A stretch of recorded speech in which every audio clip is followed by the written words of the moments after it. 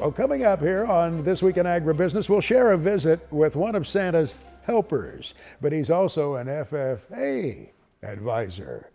First of all, let's find out a little bit about the production of poinsettias. In so many homes across America, well, and around the world, they make our homes beautiful, but it's a rather complex process to get them produced, as Mike Pearson shares with us.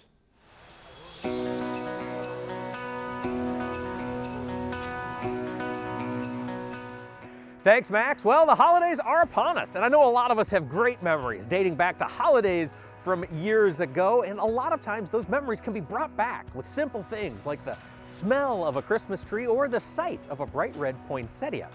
We wanted to learn more about poinsettias this Christmas season, so we came to talk to Bob Colsey of Colsey's Corner Gardens.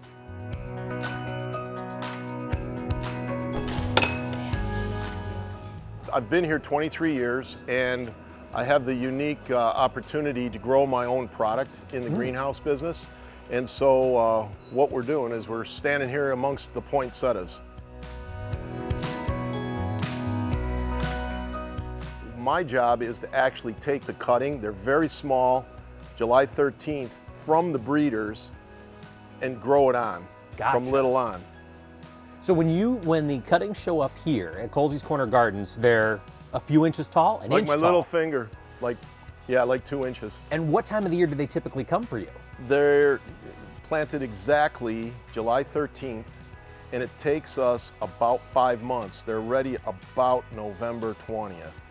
And I understand with poinsettias, there's some very special things that have to take place in order to get them blooming and looking great at Christmas time. That's correct. So for instance, we have to get them off to a really good start. It's really hot in here in summer because it's summer, and we got to get them off to a good start, get them rooted up, and then they require acidic feeding. So we give them acidic feeding, but then September 21st is the first day of fall.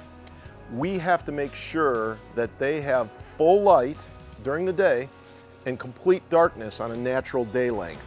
So now, in addition to poinsettias, here at Colsey's Corner Gardens, you guys do a lot of different stuff for the holidays. We do. I've been in the Christmas tree business since I was born.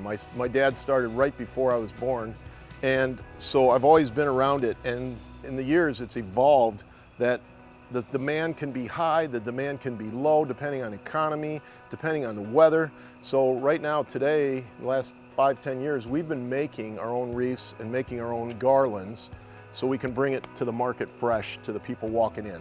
So when people see those fresh wreaths hanging around for the holiday season, what's the process like to get one made? What do you start with? Well, I'm just going to start with really good boughs that are stout and fresh, and my job is to cut boughs. I cut boughs and shape them. I shape them almost like a fan, and then we just fit the fan into the wreath frame, and we clamp it and primp it and just make it just right. You know, if I was to say one thing that's really, I gotta say, heartfelt, is that there's so much sadness right now, and we're at this place where it kind of ramps up and then it goes back and it ramps up. To be able to safely deliver the Christmas tree and the wreaths, people are like, they need some joy. To deliver that, and they could actually celebrate that piece of Christmas, that little piece, and try to get that piece back of joy, because it's scarce right now, depending on who that person is. So I feel like this blessed person that could be part of their Christmas and part of that process. So, yeah. Making a return to normalcy in We're trying. Christmas season. We're trying, or yeah. You can find poinsettias at retail shops across the country this time of year, but you can also find them from local organizations that sell them to raise money. FFA is one such group, and we wanted to talk to one FFA chapter who's been doing it for years. We're here in Newark, Illinois, home of the Newark FFA chapter. We're talking to Joe Steffen, chapter advisor. Joe, we're standing amongst some beautiful poinsettias here in your greenhouse. Tell us a little bit about where they come from. Where do they start the journey? When we get our poinsettias, we get them about mid-September. They're already pre-finished for us, so they've already gone through the dark period that they need to go ahead and start blooming. and students go ahead and we raise out the poinsettias till the time they're ready to sell. Most of our buyers are from the community, but we do sell a lot to churches. I would say 75% of our poinsettias will end up in churches around the community, and probably within a 30-mile radius of us. The money that we raise from the poinsettias go back into our greenhouse. Our greenhouse is sufficient here at our high school, and it goes in for buying potting soil, pots, and everything for our spring bedding plant sale, as well as our mum sales in the summer and early fall. Now, it really sounds like Newark's a great community, both to teach ag in and to raise kids.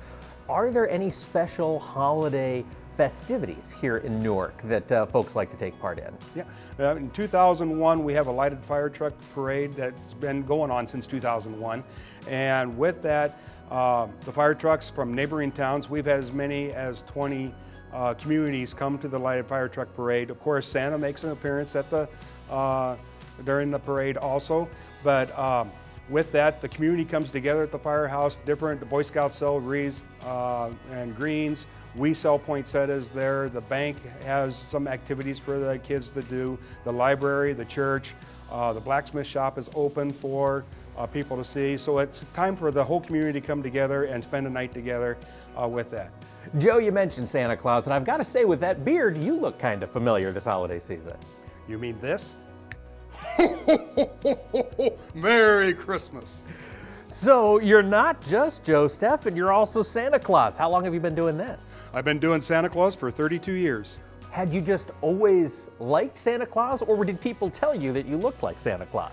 Yeah, it was something I just kind of fell in. It was something I kind of wanted to do, but yet didn't know quite how to do it. Of course, I didn't have the beard when I was 18 years old and everything, so that's why the fake beard always came about.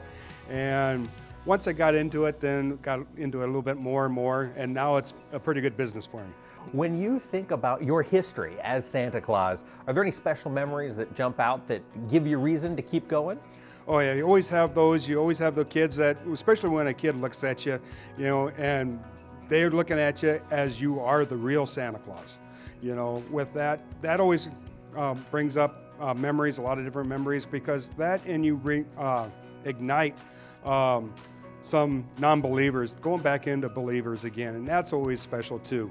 So Joe, you're not just Santa out in public. I understand your home also has a little bit of the Christmas spirit. Just a little bit. We got 125,000 lights hooked up to 246 channels that plays the Christmas music. When people drive up, they can listen to the Christmas music and watch the lights from their cars. How long have you been decorating? We've been doing computerized Christmas lighting for 15 years now. This will be our 16th year, but I've always decorated ever since I was in high school. How long does the lighting display take to get set up each year? This year it seemed like it took a little bit longer because we set up a Halloween display for COVID reasons. It took a while to tear that down and put the Christmas up, but I always start the day after Halloween with the Christmas and turn the lights on Black Friday. I want to wish everybody a Merry Christmas and a Happy New Year.